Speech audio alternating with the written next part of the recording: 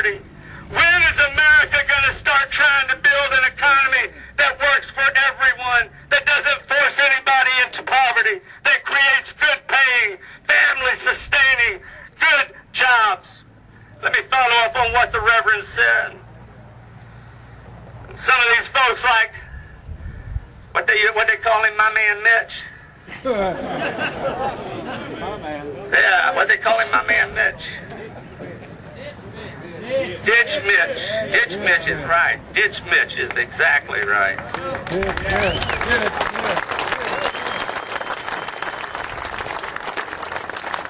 Why ain't Mitch here?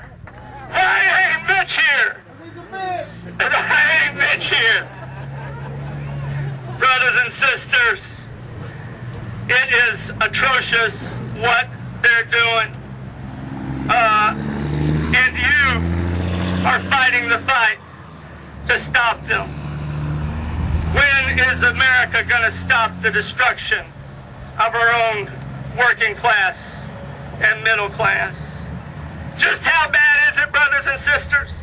Let me give you a few facts. And I don't want to talk too long, but let me give you a few facts. I'm fighting with this wind up here. It feels good, but it's playing hell with my notes. Thank the Lord for this wind, though, and this overcast. God was good to us today. Let me just tell you how bad it is. We have the greatest inequality, income and wealth inequality that we've had in this country in 100 years. Since before the Great Depression. Our productivity has gone up by 75% in the last 35 years. You folks at Whirlpool made the bosses a lot of money. And for 20 years, our wages have been stagnant. And for the last 10 years, our wages have declined. We created 0 new jobs in the last decade. How bad is that? Every decade for the last 60 years, we've created at least 20% more jobs in each decade. In 1980, the average CEO made 40 times as much as the average worker. Today, the average CEO in America makes 422 times as much as the average worker. And they will not extend unemployment benefits in the greatest economic crisis in 70 years. Our take-home pay today is worth less than it was in 1973. And they've accomplished this, the financial elite has accomplished this transfer of wealth by eroding our power, our collective power, the power of the labor movement, the only institution in America that day after day after day stands up for working people, whether they're union members or not.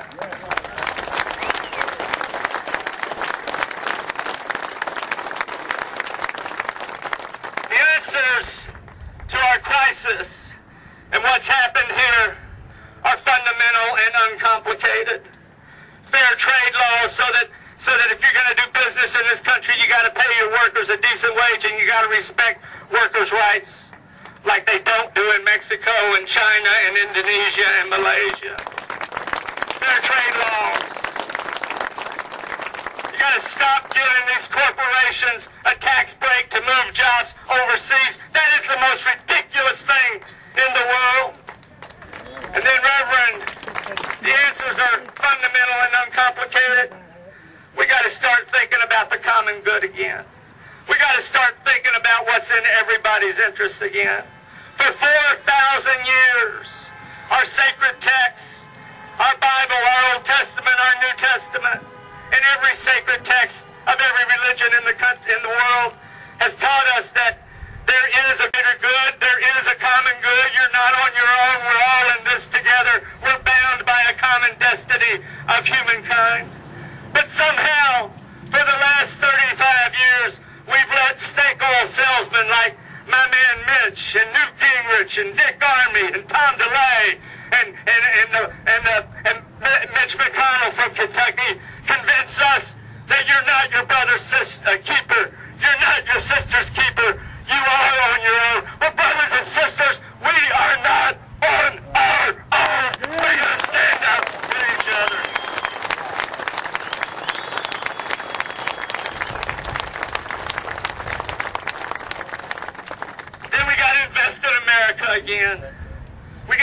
invest in America again. We've got to fix our infrastructure, our bridges and roads and water systems and wastewater systems.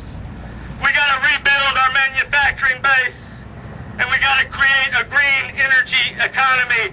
Green energy generation and conservation will create 2 million good new union jobs.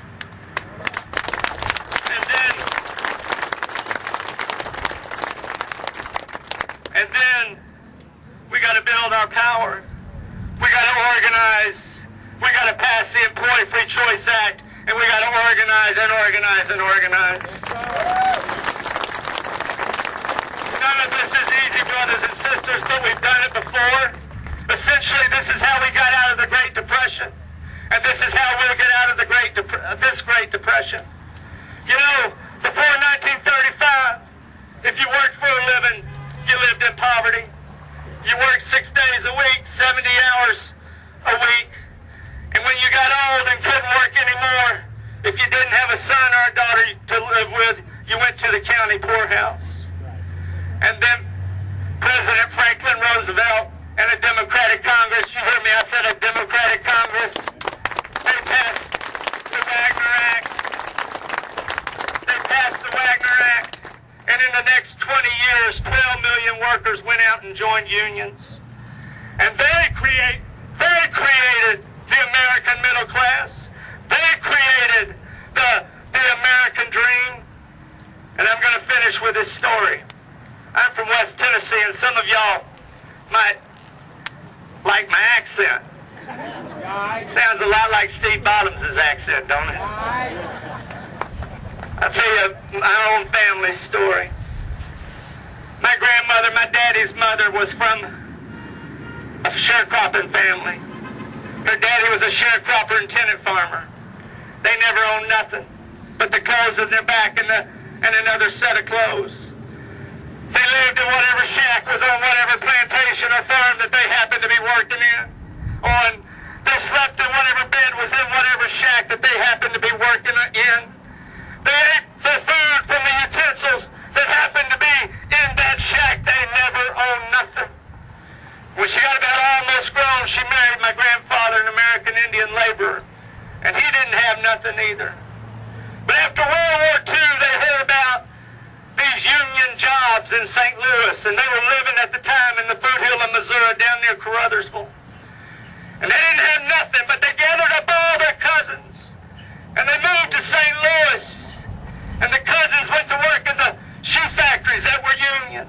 My grandmother joined the retail clerks, now UFCW, went to work in a drugstore, Woolworths, on Grand Avenue. My grandfather joined the steel workers and went to work at American Can Corporation.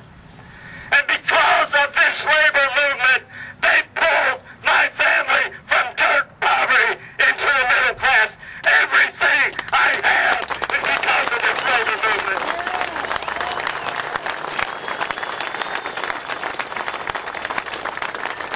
Everything I have, everything my family has, is because of this labor movement. Now here's the real kicker. That exit ramp from poverty has been cut off for millions of Americans. Millions of Americans have no way out of poverty. That's why some of you have grown kids that moved back into your house because they couldn't make enough living to provide for their own families. That's why we're in this Great Depression. Brothers and sisters, it's time to make America work for workers again. Thank you. God bless you.